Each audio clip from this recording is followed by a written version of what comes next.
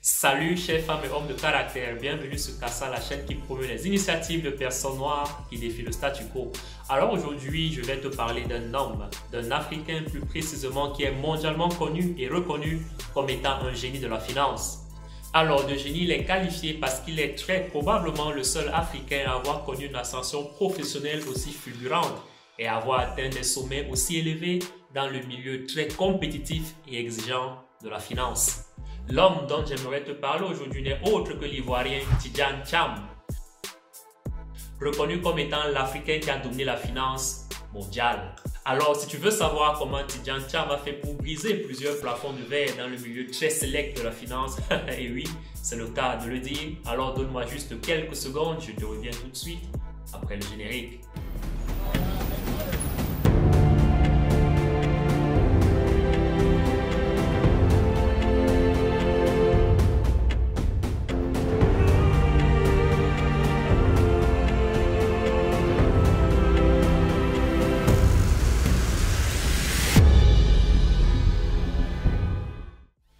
Tidjane Thiam est né le 29 juillet 1962 d'un père sénégalais, Amadou Thiam, et d'une mère ivoirienne, Marietou, aux origines influentes. Sa mère descendait de la reine Yamoussoukro, de laquelle la capitale de la Côte d'Ivoire tire son nom de Yamoussoukro, et elle était également la nièce du premier président ivoirien Félix Houphouët-Boigny. Son père était un journaliste sénégalais qui a immigré en Côte d'Ivoire en 1947, puis il est devenu un des piliers aux côtés de Houphouët-Boigny lorsque ce dernier combattait pour l'indépendance de la Côte d'Ivoire, puis dans un gouvernement ivoirien.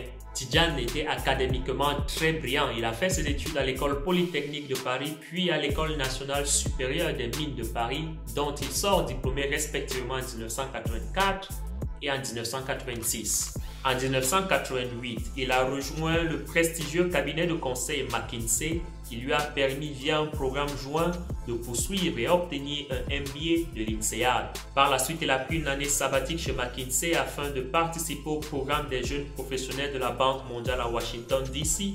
En 1990, il est retourné chez McKinsey, travaillant d'abord à New York, puis à Paris jusqu'en 1994. En 1993, le premier président ivoirien décède et Henri Konan Bédié prend la présidence. En 1994, à la demande du président Henri Konan Bédié, Tidjane quitte McKinsey en France pour revenir à Abidjan où il est nommé directeur général du Bureau national d'études techniques et du développement. Il s'agissait d'un organisme dédié au développement des infrastructures et consultatif sur l'économie, avec plus de 4000 employés qui étaient rattachés au président et au premier ministre. Au titre de la fonction de premier plan de directeur général du Bureau national d'études, M. Thiam était également en charge des négociations avec le Fonds monétaire international FMI et la Banque mondiale. M. Thiam a continué à se frayer un chemin vers le sommet de la finance mondiale lorsqu'il a travaillé en tant que membre très instrumental du comité en charge de la privatisation de plusieurs propriétés de l'État ivoirien. En 1998, M. Thiam est nommé ministre du Plan et du Développement de Côte d'Ivoire. Il a stimulé le développement des infrastructures en s'ouvrant à l'implication du secteur privé dans le développement du pays. Il a exécuté des projets gigantesques tels que la centrale électrique d'Azito, la rénovation de l'aéroport d'Abidjan ou encore la construction du pont à péage Riviera Marcory.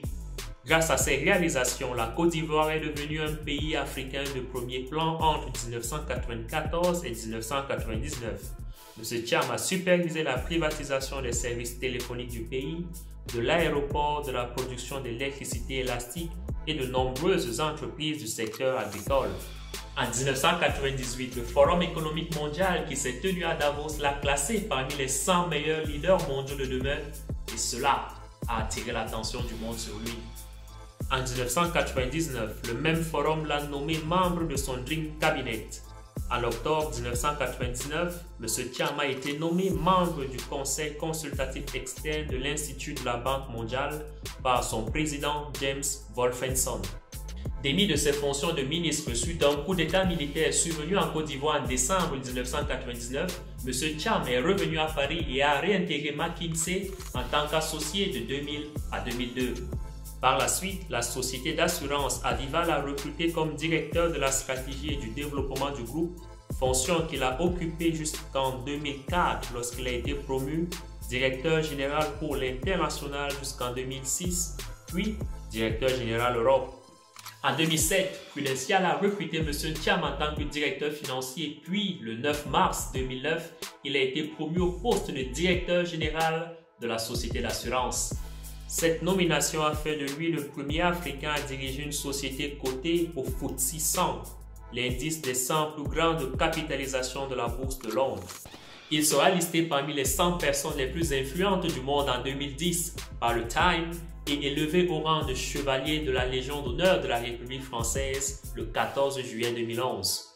Alors qu'il était chez Prudential, M. Thiam a appelé les investisseurs à soutenir une offre de rachat pour 35 milliards de dollars de l'American Insurance Association, AIA. Ces derniers ont manifesté leur désaccord, estimant que le coût de la transaction était élevé et n'ont rien fait.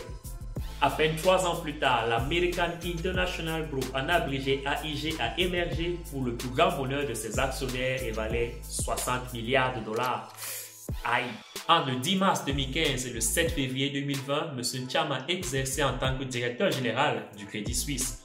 Au Crédit Suisse, il a prouvé au monde entier que lorsqu'il s'agit d'exceller dans un domaine, il ne sera jamais question de couleur, mais de compétence.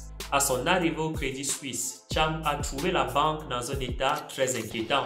Il a étudié les risques couverts, le portefeuille de revenus, les coûts de fonctionnement, le potentiel de croissance et l'état du capital du groupe, ainsi que leur système de reporting. Il a ensuite mis en place un plan de restructuration financière sur 3 ans. Pour chaque catégorie, Thiam a décidé d'opérer des transformations radicales. Ensuite, il a dirigé l'entreprise tout en faisant face aux oppositions et a obtenu des rendements exceptionnels.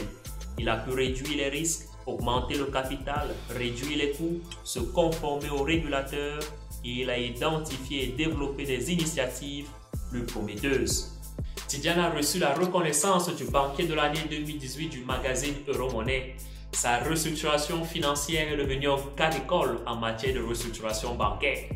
En plus de prospérer dans la finance mondiale, M. Thiam a connu d'autres ascensions professionnelles pour le moins remarquables. En 2019, il a intégré le Comité international olympique en tant que membre. En 2020, Tidjane a été promu président du haut panel du G20 pour les infrastructures et l'investissement. Cette même année, en novembre, il a été nommé président du conseil d'administration de Rwanda Finance Limited. En 2021, le G20 l'a nommé au groupe indépendant de haut niveau sur le financement des biens communs mondiaux pour la préparation et la réponse à une pandémie. Tout au long de sa vie, Tidjane a été témoin d'une progression constante dans sa carrière en finance. Bien qu'il soit né dans une famille influente, il ne s'est pas contenté de son héritage et de profiter des avantages à vivre dans une famille aussi riche. Tout au contraire, il était déterminé à faire des études et à être le meilleur dans son domaine. Cela l'a fait émerger et a créé un grand impact non seulement au sein de sa communauté, mais dans le monde. Rien ne pouvait le retenir, il est imparable. Continuez à exceller et à rendre l'Afrique fière, M. Thiam. Ceci était l'histoire de Tidjane Thiam, l'Africain qui a dominé la finance mondiale. Alors si tu as aimé cette vidéo, n'est-ce pas, tu sais ce qu'il te reste à faire. Dans un premier temps, tu la likes, cela donne beaucoup de force à la chaîne. Dans un second temps, n'oublie pas de t'abonner et d'activer la cloche de notification pour ne rien rater de nos prochaines sorties. N'oublie pas de me laisser un petit commentaire pour me dire comment cette histoire t'inspire. Par ailleurs, n'oublie pas, tu peux également aller sur le site internet www.casa.com et là-bas tu vas trouver une flopée d'histoires aussi passionnantes que celles dont on vient de parler. Sinon, je n'ai qu'à te souhaiter qu'une seule chose, c'est de défier aussi le statu quo à ton tour et je te dis ciao.